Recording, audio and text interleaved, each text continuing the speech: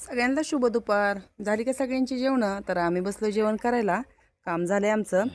माझी कपडे धुवून झाली. तोपर्यंत आत्याने साबुदाणा खिचडी बनवली त्यांचा आहे उपवास.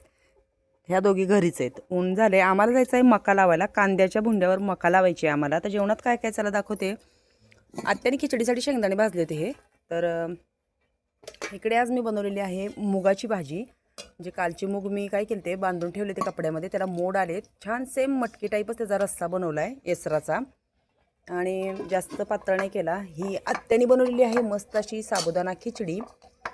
आणि आज थोडासा भात पण घातला आहे सकाळी. कसं होतं, गणेश येतो शाळेत ना, मग चपाती भाकरी खायचा पण कंटाळा करतो, मग थोडा भात रस्सा खातो. आणि ह्याच्यामध्ये काय केलेलं आहे, डब्यात काढून ठेवलं आहे. झाडाचं लिंबू आणलं आहे आत्याने. झाकण का उडत नाही आहे, झाकण काढत त्याचं. हे थोडेसे मूग पण भाजलेत, त्यातलेच राहिलेले होते. छान तेल मीठ लावून ह्याला भाजून ठेवलं आहे. आणि ह्याच्यामध्ये मी सकाळी गणेशला नाश्त्याला अंडी उकडली होती.